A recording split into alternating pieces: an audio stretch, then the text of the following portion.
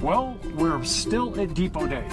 Oh, yes. And this week we're looking at Harry Brunk's modular, well, it's not modular, it's a model railroad, 3-foot gauge, HON3. And he built this in a trailer, in a mobile home. Oh, an old mobile home. An old mobile home. It was an old Detroiter. An old Detroiter, yeah. And, well, the poor thing started falling apart. The roof caved in. And he wanted to make it part of the Union Pacific Museum at Cheyenne, which is really logical because it's one of America's great model railroads. And so they dismantled the trailer and they dismantled the railroad, and that made it easy to get the railroad out because they dismantled the trailer. The trailer was dismantling itself as they tend to do. Yeah, all they had to do was pull one pin out and they all fell down. Yeah, it was bad. But the railroad is good, and it took them quite a while to set it up. Moving a railroad is no mean feat. No. But now it's in the Union Pacific Museum in Cheyenne. Harry Brunk's version of the Colorado and Southern up Clear Creek and over the Georgetown Loop and so on. So check this out. It's going to be amazing. So this is Harry Brunk, a legend in the narrow gauge community, in part because of all these articles that he wrote on Clear Creek Canyon that were published in the Narrow Gauge Gazette, now available as hardbound books. This is a map of the line that we're talking about up Clear Creek Canyon, and this is the track plan that he put together to go in his Detroiter single wide. Oh boy. That's the original track plan, and this is what the railroad looked like when it was wedged into that mobile home. Now that it's located in the upstairs at the Union Pacific Museum, they've sort of reconfigured it a bit so that it's a peninsula-style railroad instead of just a big, long railroad like it was when it was in the Detroiter. This is a wonderful layout. I really like the configuration on this because it really feels like a little Old West town. Well, and Harry is so obsessed with Clear Creek Canyon, everything here is a recreation of something there. He's really tried to document every foot of the line up the canyon and then recreate all of the structures and track work. And then all of that was documented in his magazine articles. Now this is Harry's model of the Argo Mill, a really famous spot there in Clear Creek Canyon. Here's the real Argo Mill. It's there at Idaho Springs in the canyon, and it still exists. We stopped by there to take a look at it. We wanted to take the tour inside the Argo Mill, but as luck would have it, it was closed when we got there. But even from the outside, it's something to see. What they had here originally was a tunnel that went back under the hill to the Black Hawk and Central City mines, and then that material could be brought out here to Clear Creek for milling and transportation on the railroad. The Agro Tunnel is at Idaho Springs. Boy, he's sure done a really good job of modeling that. He's modeled the whole little town, or at least a selected part of it, but all of the structures are unique there to Idaho Springs. He's copied actual structures at Idaho Springs.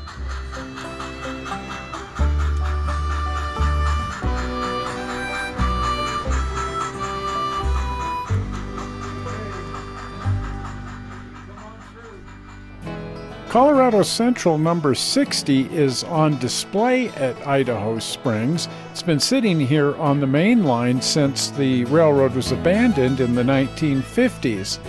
My uncle went by there when they were abandoning it and grabbed a photograph of the engine. Boy, the terrain around the terrain has changed. Terrain. The train. Terrain.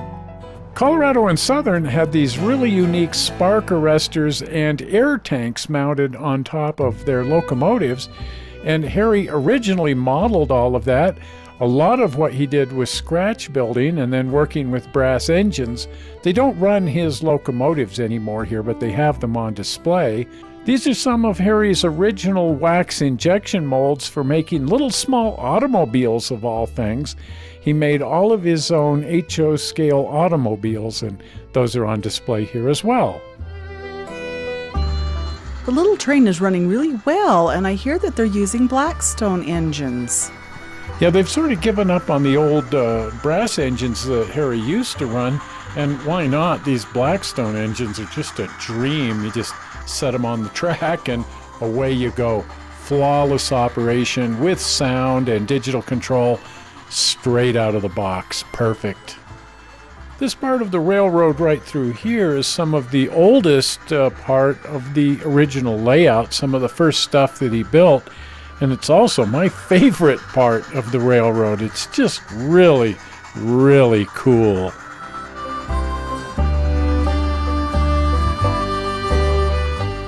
Now at Elk Creek there was a Y and a little branch line running off of the main up to Central City and Black Hawk, and of course Harry has modeled those two critical towns down at the dead end of this little branch off of the main line.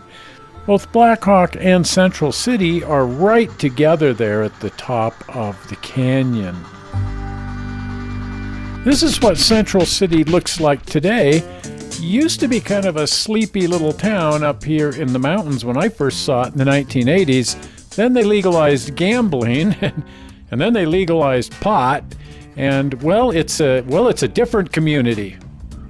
Oh look, it's Engine 71. That doesn't look anything like 71. Well, now that you mention it, it isn't even similar to 71. I love 71, and this is not 71. 71 has always been on display here in Central City, and look, it still is, but just a couple of blocks away. For some weird reason, one of the casinos is, what would you say, recreated it? They've done something.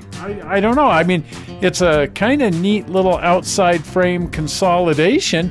If it were painted differently, it'd just really be cool, but this is sinful.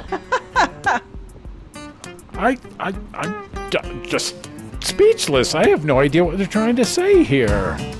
The real 71 is just a beautiful little locomotive, and they've got the passenger car on too. You know, these two units here used to run on the main line, which is just up the hill from there. This is the end of track right here where the old main line used to end, top of the canyon. And here we have the train station for Black Hawk and Central City.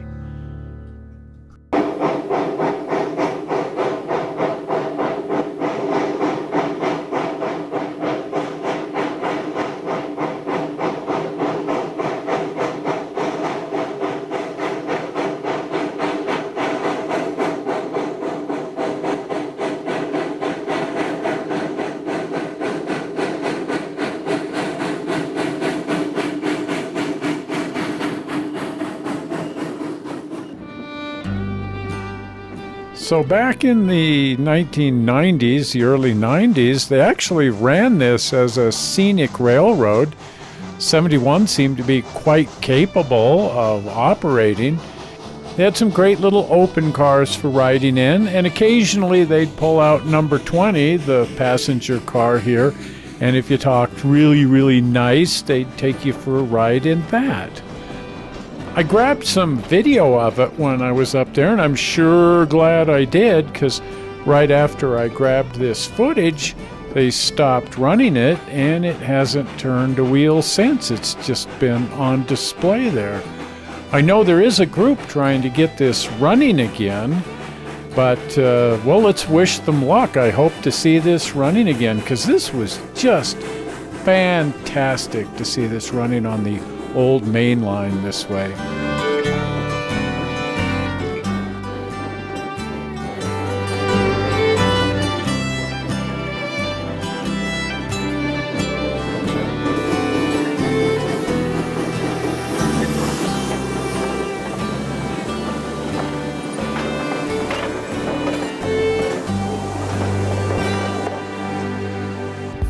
Well, this is what passes for Black Hawk these days. The town has pretty much been obliterated in favor of these casinos and hotels. What in the world, though? Seriously? You get up the canyon, it's just like, What happened? Oh, look, they've reopened to the mines. That's a gold mine. That's a gold mine. There's no doubt about it. This whole town is a gold mine.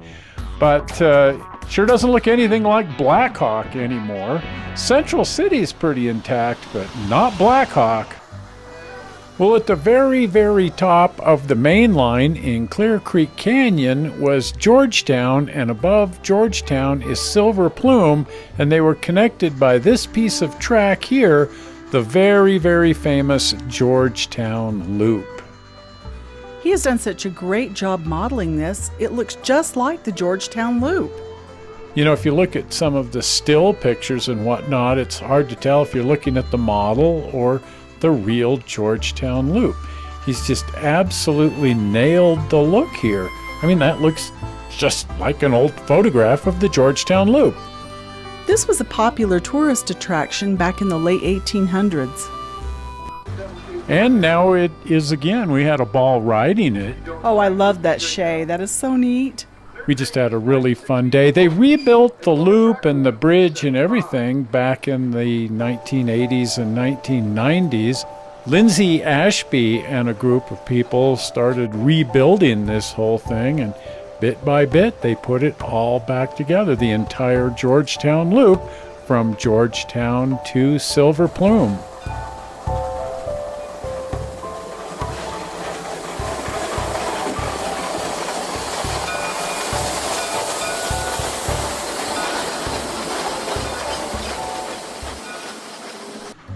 This is Georgetown on Harry's original railroad. Of course, he only modeled it as far as Silver Plume. That's as far as the railroad went. But he couldn't model a lot of the areas, and he didn't do the lower canyon at all because it just wasn't room. But now that the railroad is here in the Union Pacific Museum, he's adding the town of Golden, which is right there at the mouth of Clear Creek Canyon. And it's the current location of the Colorado Railroad Museum, which oddly enough started off as the Narrow Gauge Motel in Alamosa, but all of this is a story for another day. Well, that's Harry Bunk's railroad. Oh, isn't that neat? That is the coolest thing, and I love the way they've fitted into the museum. Right. And it's up in the rafters of the museum, and Yes. but it works great up there. I love that they've moved it, and some people say, well, why is it going to Cheyenne of all places? It's a Colorado narrow gauge. But that was the terminus of the Colorado and Southern with the Union Pacific. Makes perfect sense for it to be in Cheyenne. It effectively is a Cheyenne railroad, even though the part of it that he's modeled is up Clear Creek on the narrow gauge. Beautiful, beautiful railroad. Sure is. And now it can be part of Depot Days and the Sherman Hill Railroad Show every year. Yeah, so that's year. just really Which is awesome. Well, if you haven't been over to the channel, do pop on over to the channel. And if you're not a subscriber, please subscribe. It sort of helps us keep track of how many people are watching the show, which is nice. It lets us prove to Google how many people are watching the show, which is also nice. But for you, it's cool because A, you get notified whenever we upload anything, but more importantly, it makes you cool. Exactly. And it gives you bragging rights and everything because you're that cool. You can brag and say, I have subscribed to Right. And the easy way to subscribe, piece of cake to do it. You ready? Blue button, zoink. Click on that round button. Yep. That will make you a subscriber. Well, we're not sure how you found this movie on the internet. We hope you didn't find it boring. And we will see you on Tuesday with the collector's attic. See you then. Bye-bye. Bye-bye.